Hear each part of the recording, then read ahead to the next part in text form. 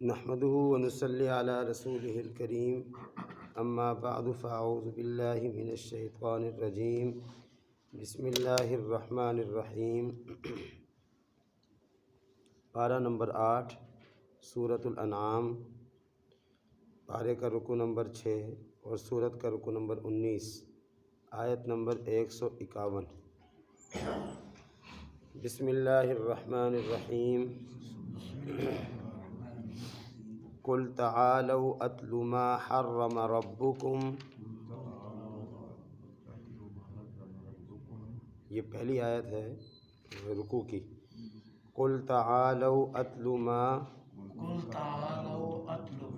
حرم ربکم علیکم الا تشرکوا به شیئا وبالوالدین احسانا ولا تقتلوا اولادکم من املاق نحن نرزقکم وإیاہم ولا تقربوا الفواحش ما ظہر منها وما بطن ولا تقتلوا النفس التي حرم الله إلا بالحق ذلكم وصاكم به لعلكم تعقلون۔ صدق اللہ العظیم۔ اللہ تعالیٰ ارشاد فرماتے ہیں قل تعالوا اتل ما حرم ربکم، نبی علیہ الصلاۃ والسلام آپ ان سے فرما دیجئے تعالوا ادھر آؤ، اتل ما حرم ربکم میں تم کو بتلاتا ہوں وہ چیزیں جو حرام کی ہیں تمہارے رب نے علیکم تم پر۔ ان میں سے پہلی چیز اللہ تشرکوا بہ شیئا، کہ اللہ کے ساتھ کسی کو شریک نہ کرنا۔ نمبر 2 وبالوالدین احسانا، والدین کے ساتھ حسن سلوک کرنا۔ نمبر 3 ولا تقتلوا اولادکم من املاق، کہ نہ قتل کرو اپنی اولاد کو تم مفلسی کے ڈر سے، رزق کے خوف سے۔ نمبر 4 نحن نرزقکم وإیاہم، ہم تم کو بھی رزق دیتے ہیں اور ان کو بھی۔ نمبر 4 ولا تقربوا الفواحش ما ظہر منها وما بطن، نہ قریب جاؤ بے حیائی کی باتوں کے، ما ظہر منها چاہے ان میں سے وہ ظاہر ہوں، وما بطن یا وہ بے حیائی کی باتیں چھپی ہوئی ہوں۔ نمبر 5 ولا تقتلوا النفس التي حرم الله الا بالحق، نہ ہی کسی نفس کو قتل کرو مگر وہ جس کو قتل کرنا اللہ پاک نے حلال رکھا ہے۔ ذالکم وصاکم بہ لعلکم تعقلون، اللہ فرماتے ہیں ان باتوں کا اللہ نے تم کو تاکیدی طور پر حکم دیا ہے۔ لعلکم تعقلون، شاید کہ تم ان باتوں کو سمجھو گے تو عمل کرنے کی اللہ توفیق عطا فرما دیں گے۔ گزشتہ آیات میں اللہ رب العالمین نے ان باتوں کا حکم دیا تھا ان باتوں کا تذکرہ فرمایا تھا جن باتوں کو مشرکین مکہ نے خود اپنے اوپر حرام کیا ہے، یعنی وہ شریعت میں اللہ کے دین میں حرام نہیں ہیں بلکہ مشرکین خود اپنے شرکی عقائد کی وجہ سے، اپنے باطل نظریات کی وجہ سے اس کو اپنے اوپر حرام کرتے ہیں۔ تفصیلاً اللہ پاک نے ان باتوں کا تذکرہ فرمایا اور پھر آخر میں فرمایا آیت نمبر 149 میں کہ قل فللہ الحجۃ البالغہ، اگر تم یہ چیزیں جو تم حرام کرتے ہو اپنے اوپر حرام قرار دیتے ہو، اللہ نے ان کو حرام قرار نہیں دیا، اگر ان کے حرام ہونے کی تمہارے پاس کوئی دلیل ہے تو وہ دلیل لے آؤ، دلیل ذکر کرو۔ نبی علیہ الصلاۃ والسلام سے فرمایا کہ آپ ان سے کہیں کہ تم ان چیزوں کو جو حرام کر رہے ہو اگر تمہارے پاس اس پر کوئی دلیل ہے تو وہ دلیل لے آؤ۔ لیکن ان کے پاس دلیل کہاں تھی کہ وہ لے کر آتے؟ تو پھر اللہ رب العالمین نے خود ہی فرمایا کہ قل فللہ الحجۃ البالغہ، اے نبی علیہ الصلوۃ والسلام آپ ان کو کہہ دیں کہ ہر چیز کی کامل اور مکمل دلیل تو اللہ کے پاس ہے۔ اچھا، اللہ کے پاس دلیل کس چیز کی ہوگی؟ جس کا حکم اللہ نے دیا ہوگا۔ اب جس کا حکم اللہ نے دیا ہی نہیں ہے، جس چیز کو اللہ نے حرام کیا ہی نہیں ہے، انسان خود ہی اپنے باطل نظریات کی بنیاد پر، شرکی عقائد کی بنیاد پر ان کو حرام کرتا پھرے، تو اس کی دلیل ظاہر ہے کہ جب اللہ نے ایک کام کیا نہیں تو اللہ اس کی دلیل کیوں دیں گے؟ تو مشرکین مکہ سے جب دلیل کا مطالبہ کیا گیا تو ان کے پاس دلیل نہیں تھی اور ہونی بھی نہیں چاہیے تھی، تو اللہ رب العزت نے نبی علیہ الصلوۃ والسلام سے فرمایا کہ آپ ان کو کہیں کہ کامل دلیل اللہ کے پاس ہے۔ باقی یہ مشرک ہیں، یہ کافر ہیں، یہ نافرمان ہیں، اگر اللہ چاہتے تو دنیا میں کوئی بھی انسان اللہ کا نافرمان نہ ہوتا، کوئی کافر نہ ہوتا، کوئی مشرک نہ ہوتا، ٹھیک ہے نا جی؟ تو یہ اللہ تعالیٰ کا اپنا ایک نظام ہے، اس پر تفصیل سے پہلے بات ہو چکی ہے۔ پھر نبی علیہ الصلوۃ والسلام سے فرمایا آپ ان کو کہو قل ہلم شہداءکم الذین یشہدون ان اللہ حرم ھذا، تم ایسے گواہ لے آؤ کہ وہ اس بات کی گواہی دیں کہ اللہ نے ان چیزوں کو حرام کیا۔ چلو دلیل تو نہیں ہے، سمجھ رہے ہیں بھئی، دلیل تو نہیں ہے لیکن چلو گواہ لے آؤ۔ اب ظاہر ہے کہ گواہ کون ہوگا؟ کون گواہ بنے گا؟ اللہ تعالیٰ نے ان چیزوں کو حرام کیا، اس کی گواہی کون دے گا؟ کوئی نہیں دے گا۔ بالفرض مشرکین میں سے ہی کچھ لوگ آ کر کہہ بھی دیں کہ اللہ نے حرام کیا، ہم اس کی گواہی دیتے ہیں، تو نبی علیہ الصلوۃ والسلام کو حکم ہے کہ فَإِن شَهِدُوا، بس اگر یہ گواہی دے بھی دیں تو فَلَا تَشْهَدْ مَعَهُمْ، آپ ان کے ساتھ اس چیز میں گواہی نہیں دیں گے، آپ اس معاملے میں ان کے گواہ نہیں بنیں گے۔ یہ باتیں پہلے بھی بڑی تفصیل کے ساتھ میں نے عرض کی ہیں کہ انبیاء علیہ الصلوۃ والسلام کا جو معاملہ ہے وہ عام انسانوں سے مختلف ہوتا ہے۔ ہم غلطیاں کرتے ہیں، کوئی شریعت سے ہٹ کر کوئی کام کریں تو ہمیں اس کام پر تنبیہ نہیں کی جاتی، ہمیں روکا نہیں جاتا، ہمیں فوری طور پر کوئی ایسا نظام نہیں ہے کہ وہ آ کے ہمیں روک دے۔ لیکن انبیاء علیہ الصلوۃ والسلام کا جو معاملہ ہے وہ اس سے مختلف ہے۔ انبیاء علیہ الصلوۃ والسلام اللہ کی تربیت میں ہوتے ہیں، براہ راست وہ اللہ کے زیر تربیت ہوتے ہیں۔ اگر کسی بھی جگہ پر انسانی بشری تقاضے کی بنیاد پر ان کے ذہن میں کوئی خیال بھی آئے تو اللہ پاک فوراً جو ہے نا ان کو منع کر دیتے ہیں، ان کو روک دیتے ہیں، کیونکہ وہ اللہ کی تربیت میں ہوتے ہیں۔ نبی علیہ الصلوۃ والسلام کو حکم دیا گیا کہ اگر مشرکین مکہ میں سے کچھ لوگ آ کر اس بات پر گواہی دے بھی دیں کہ ان چیزوں کو اللہ نے حرام کیا ہے، تو ظاہر ہے کہ اے نبی علیہ السلام آپ تو سمجھتے ہیں کہ وہ غلط کہہ رہے ہیں، اللہ نے حرام نہیں کیا، لہذا آپ ان کے ساتھ اس معاملے میں گواہ نہیں بنیں گے۔ نبی علیہ الصلوۃ والسلام کو حکم دیا ایک بات، اور دوسری بات فرمائی کہ وَلَا تَتَّبِعْ أَهْوَاءَ الَّذِينَ كَذَّبُوا بِآيَاتِنَا، اور آپ ان لوگوں کی خواہشات کی پیروی نہیں کریں گے جنہوں نے ہماری آیات کو جھٹلایا۔ میں نے یہ باتیں پہلے بھی عرض کی ہیں کہ نبی کو اس بات کا حکم ہے کہ آپ یہود و نصارہ، آپ مشرکین کفار کے پیچھے نہیں چلیں گے، ان کی باتوں کو نہیں مانیں گے، ان کی خواہشات کی پیروی نہیں کریں گے۔ جب ایک بات کا حکم نبی کو ہو تو یاد رکھیے اس بات کا حکم نبی کے امتیوں کو بھی ہوتا ہے۔ لہذا مجھے، آپ کو، ہم کو بھی یہ حکم ہے کہ ہم نبی علیہ الصلوۃ والسلام کی اتباع کریں اور آپ کے طریقوں کو چھوڑ کر کسی اور کے طریقے کے پیچھے نہ چلیں۔ اور فرمایا آخر میں کہ والذین لا یؤمنون بالآخرہ، وہ آخرت پر ایمان بھی نہیں رکھتے، وہ آخرت پر ایمان نہیں لے کر آتے۔ اور میں نے یہ بات عرض کی تھی کہ جس آدمی کا آخرت پر ایمان نہ ہو وہ اپنے آپ کو گناہوں سے نہیں باز رکھتا، وہ گناہوں سے اپنے آپ کو نہیں روکتا۔ اسے پتہ ہے کہ یہ زندگی ہے، گزار لو، جیسے بھی گزرتی ہے گزار لو، جب ختم ہوگی تو ختم ہوگی۔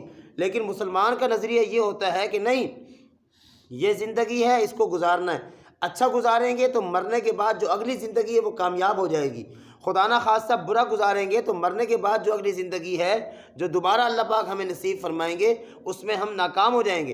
چونکہ مسلمان کا عقیدہ نظریہ یہ ہے اگلی زندگی کی کامیابی کی بنیاد یہ زندگی ہے، اگلی زندگی کی ناکامی کی بنیاد یہ زندگی ہے، لہٰذا وہ اگلی زندگی کو، مرنے کے بعد والی زندگی کو، وہ کل قیامت والے دن کی کامیابی کو، ناکامی کو آج کے اس زندگی کے ساتھ جوڑتا ہے۔ لہذا وہ گناہ نہیں کرتا، وہ نافرمانی نہیں کرتا، وہ رب کو ناراض نہیں کرتا۔ اسے پتہ ہے اگر میں نے رب کو یہاں ناراض کیا تو کل کو اللہ وہاں ناراض ہوں گے، اور اگر کل قیامت والے دن اللہ ناراض ہو گئے تو میں کامیاب نہیں ہو سکتا ہوں، میں جنت کا مستحق نہیں بن سکتا۔ اس لیے فرمایا کہ والذین لا یؤمنون بالآخرہ، اور چوتھی اور آخری بات کہی وہم بربہم یعدلون، یہ کتنے ظالم ہیں یہ کتنے بیوقوف ہیں، عقل سے پیدل ہیں کہ ایک چیز مٹی کی اپنے ہاتھوں سے بناتے ہیں، مورتی بناتے ہیں، ایک بت کو بناتے ہیں، سونا کے بناتے ہیں، چاندی کی بناتے ہیں، کسی اور چیز کی، اس کو تراش کر اپنے سامنے رکھتے ہیں اور پھر کہتے ہیں کہ اتنے بڑے رب جس نے اتنا بڑا نظام بنایا ہے، آسمان زمین چاند ستارے سورج رات دن، ہاں جی، اتنی بڑی مخلوق کو وہ پال رہا ہے، ان کی روزی ان کی ضروریات کو پورا کر رہا ہے، کہتے ہیں وہ رب اور یہ ہمارے ہاتھوں کے بنائے ہوئے بت برابر ہو گئے۔ اللہ پاک فرماتے ہیں وَهُمْ بِرَبِّهِمْ يَعْدِلُونَ، اور چوتھی بات یہ ہے کہ یہ اپنے رب کے برابر، حقیقی خدا کے برابر ان مجازی خداؤں کو اور یہ جو 2 نمبر قسم کے خدا ہیں معبودان باطلہ ان کے برابر کرتے ہیں۔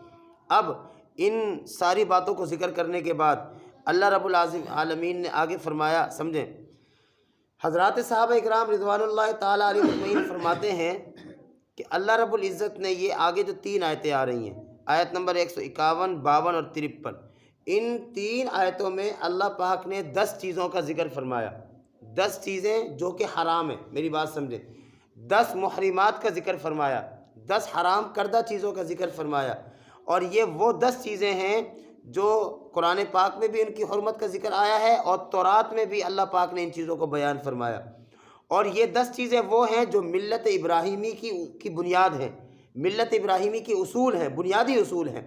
بعض صحابہ کرام رضی اللہ تعالیٰ عنہ مجمعین فرماتے ہیں اللہ پورا قرآن نازل نہ فرماتے، صرف ان 3 آیتوں کو بیان فرما دیتے، انسانیت کی کامیابی، انسانیت کی ہدایت کے لیے یہ 3 آیتیں کافی تھیں۔ یعنی اتنی جامع معنی اور اتنی بنیادی یہ 3 آیتیں ہیں جو آگے ہم پڑھ رہے ہیں۔ ان 3 آیتوں میں اللہ رب العالمین نے 10 باتوں کی حرمت کا تذکرہ کیا ہے، 10 باتوں کو بیان فرمایا ہے۔ ان میں سے پہلی بات، پہلے نمبر پر تو رسول اکرم صلی اللہ علیہ وسلم کو حکم ہے کہ آپ ان کو کہیں تعالو، ادھر آؤ۔ تعال کا جو لفظ ہے یہ 2 معنوں میں استعمال ہوتا ہے، میری بات سمجھیں۔ پہلے نمبر پر کسی اونچی جگہ پر کوئی آدمی کھڑا ہو کر اور دوسروں کو بلائے، تو وہ یہ جو منظر ہے کہ کسی اونچی جگہ پہ کھڑے ہو کر دوسروں کو بلانا، اس کو بھی کہتے ہیں تعال عربی زبان میں۔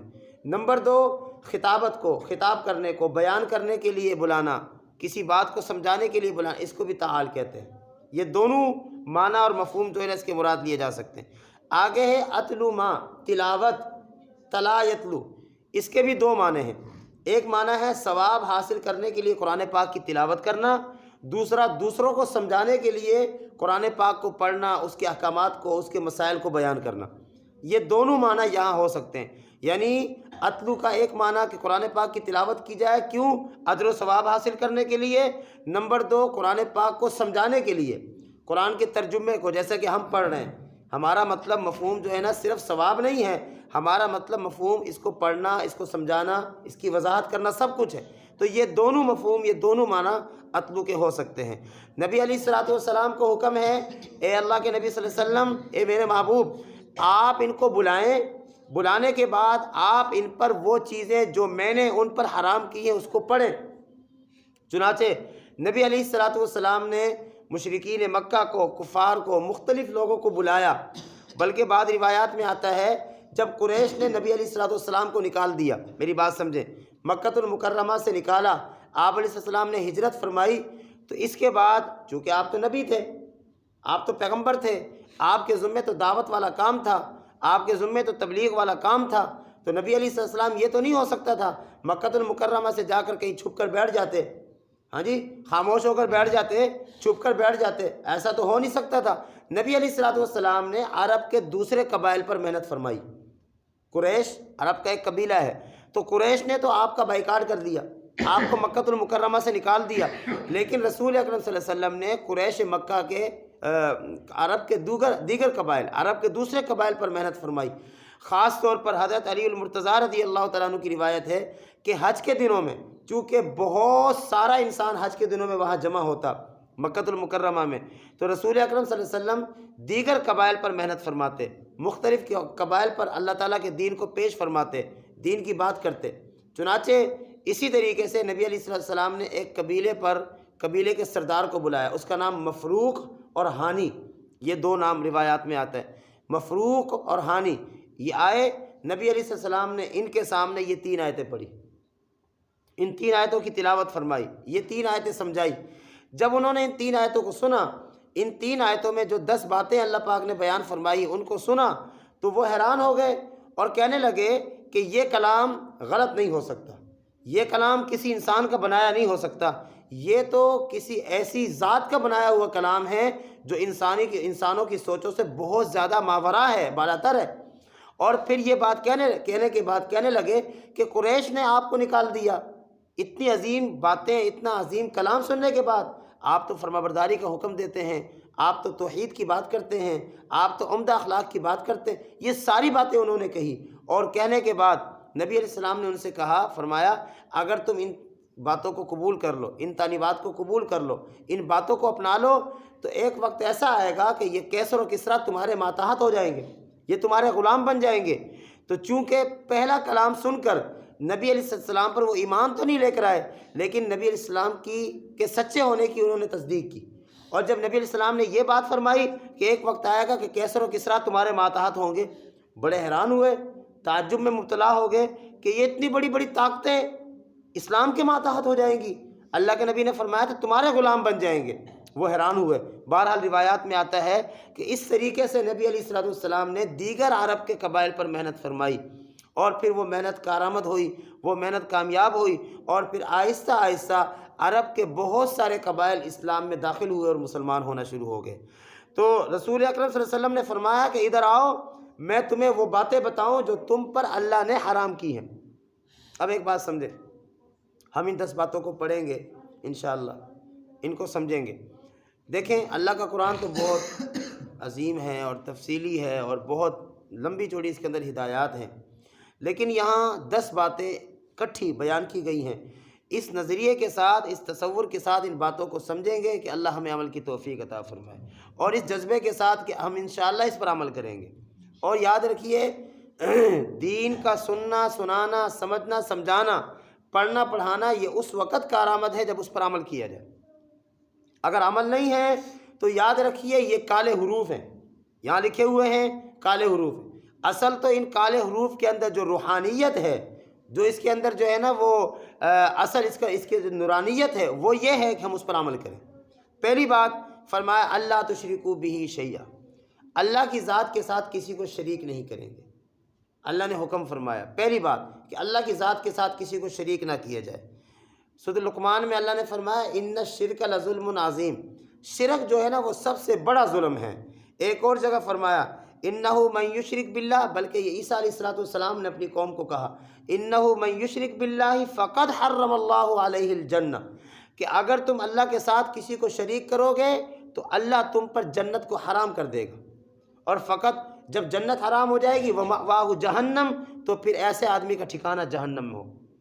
اللہ تعالیٰ کی ذات کے ساتھ کسی کو شریک کرنا، اللہ کی صفات میں کسی کو شریک کرنا، ہاں جی، عبادات میں کسی کو شریک کرنا، مدد مانگنے میں کسی کو شریک کرنا، یہ ساری کی ساری چیزیں شرک میں آ جاتی ہیں۔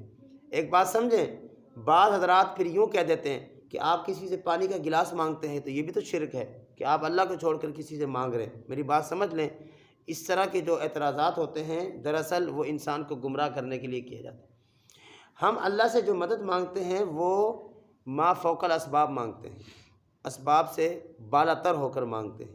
مثال کے طور پر مسجد میں بیٹھ گئے، اے اللہ میری فلاں ضرورت کو پورا فرما دے، اللہ میری فلاں ضرورت کو پورا، ہم اس ضرورت کو پورا کرنے کا سوال اللہ سے کر رہے ہیں اسباب کے بغیر۔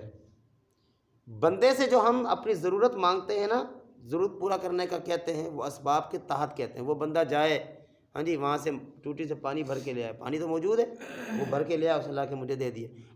سمجھ آ گئی ہے؟ یہ ما تحت الاسباب ہے۔ وہاں پانی نہ ہوتا، گلاس نہ ہوتا، میں ایک بندے کو کہتا، وہ بندہ کوئی کرتب دکھا کر پانی لے آتا، یہ تو پھر تو کوئی سمجھ میں آتی، لیکن ہر چیز موجود ہے، اسباب کے درجے میں سارا نظام موجود ہے۔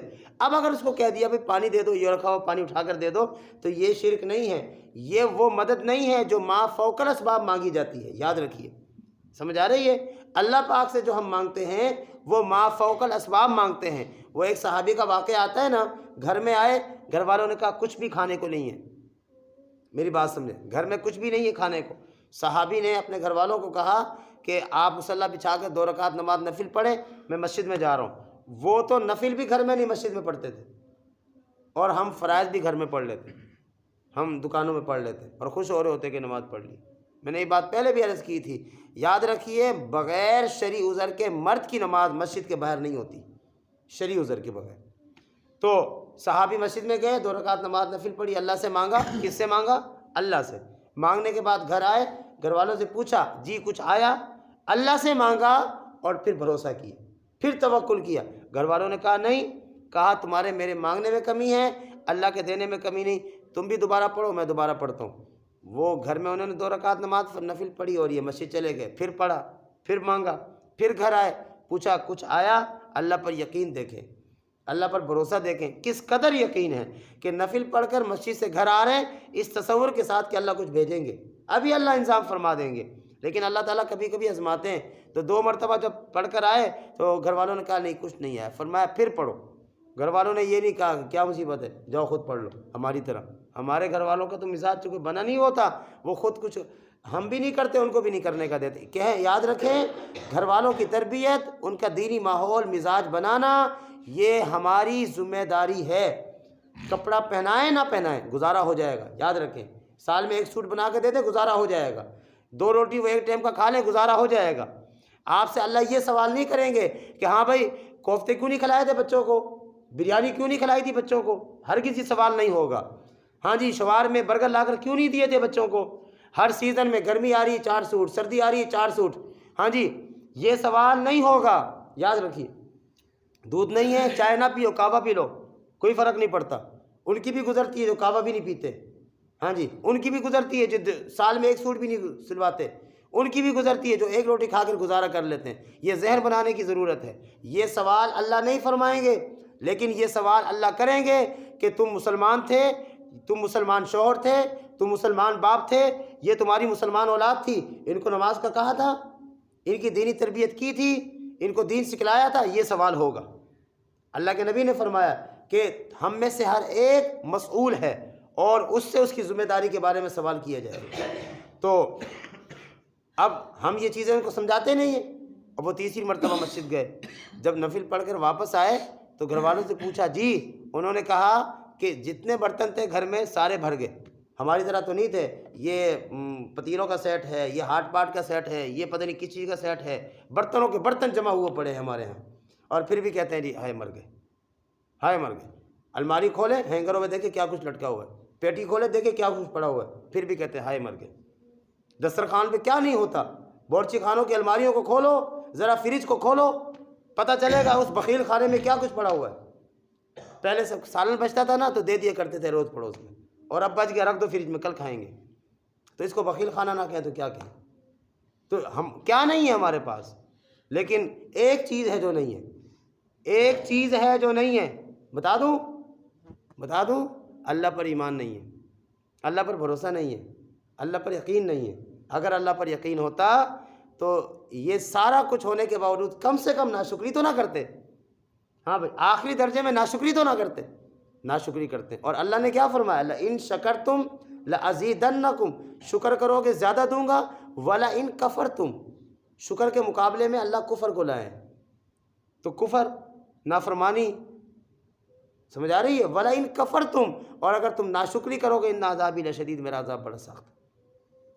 تو جب گھر میں آئے تو ماشاءاللہ برتن کے برتن بھرے ہوئے ہیں، تو پوچھا کہاں سے آیا، گھر والے انہوں نے اشارہ کیا اندر جائیں، اندر گئے، شوہر کہتے ہیں مجھے تجسس ہوا آٹا آ کہاں سے رہا ہے، کہتے ہیں میں اندر گیا چکی چل رہی ہے اور آٹا نکل رہا ہے، کہتے ہیں میں حیران ہوا، نہ کوئی گندم ڈالنے والا، نہ کوئی گندم نظر آ رہی، آٹا کہاں سے نکل رہا ہے، کہتے ہیں میں نے پاٹ اٹھایا تو ایک دانہ، انہوں نے 6 رکعت پڑھی تھی، چلو گھر والوں کی ملا لو 12 بن جاتی ہیں، اور ہم کتنی پڑھتے ہیں، ہماری دعاؤں میں اثر ہی کوئی نہیں ہے۔ سمجھیں نا ان باتوں کو، سمجھیں کیا وہ کوئی اور مخلوق تھی؟ نہیں، وہ ہماری طرح کے انسان تھے، ایمان اور یقین پر محنت کی تھی انہوں نے۔ صحابی کہتے ہیں میں نا حیران ہو کر رسول اکرم صلی اللہ علیہ وسلم کی خدمت میں حاضر ہوا، اللہ کے نبی صلی اللہ علیہ وسلم سے میں نے یہ سارا ماجرا عرض کیا۔ رسول اکرم صلی اللہ علیہ وسلم نے فرمایا اگر تم وہ چکی کا پاٹ نہ اٹھاتے قیامت تک وہ چکی چلتی رہتی، آٹا نکلتا رہتا۔ یہ ہے نماز کی تاثیر، یہ ہے نماز کا اثر۔ میری بات سمجھ آ رہی ہے؟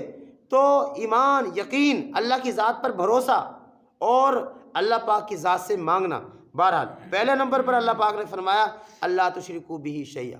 بس ٹائم کافی ہو گیا ہے، ہم اس بات کا عزم کرتے ہیں، ارادہ کرتے ہیں کہ آج کے بعد نہ اللہ کی ذات میں کسی کو شریک کریں گے، نہ اللہ کی صفات میں کسی کو شریک کریں گے، اسی طریقے سے نہ ہم اللہ پاک کے علاوہ کسی اور سے مدد مانگنے میں ہم اللہ کا کسی کو شریک نہیں کریں گے۔ ہم ہر چیز میں اللہ کی ذات پر بھروسہ کریں گے، اور اللہ وہ ذات ہے جو بھروسے کے لائق ہے، اللہ ہی وہ ذات ہے جو بھروسے کے قابل ہے۔ کر تو دیکھیں، دوستوں پر، بھائیوں پر، رشتہ داروں پر، ہاں جی ان پر بھروسہ کرتے ہیں، ان کے بھروسے کا کوئی اعتماد نہیں ہے، کوئی بھروسہ نہیں ہے۔ اللہ کی ذات وہ ہے جو 100% بلکہ 101%، بلکہ 200% اللہ کی ذات بھروسے کے قابل ہے، بشرطے کہ ہم بھروسہ کریں۔ اللہ تعالیٰ جو کچھ کہا سنا سمجھا عمل کرنے کی